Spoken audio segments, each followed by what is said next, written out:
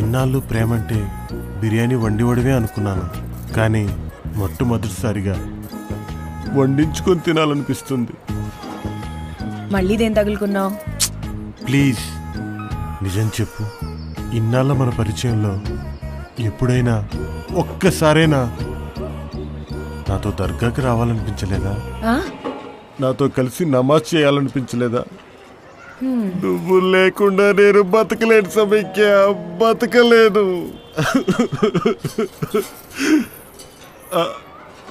నువ్వు అను, తిప్పు కొడితే మొత్తం 200 మంది ఉన్నారు. అందరి కళ్ళు కప్పి వెళ్ళిపోదాం.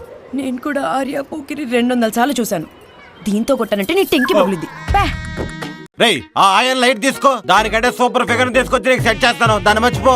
ఒరే నువ్వేమన్నా కంపెనీ నడుపుతున్నట్రా పెగరో గిగరో అంటున్నావు? ప్రేమ అనేది హార్ట్ తో లింక్ అయి ఉంటుందిరా, లుక్స్ తో కాదు. నువ్వు ఇలాంటి ఏదో కటింగ్లు ఉంటే కటింగ్ షాప్ లో చేసుకో, ఇక్కడ కటింగ్లు ఇచ్చావంటే కత్తిరించేస్తా.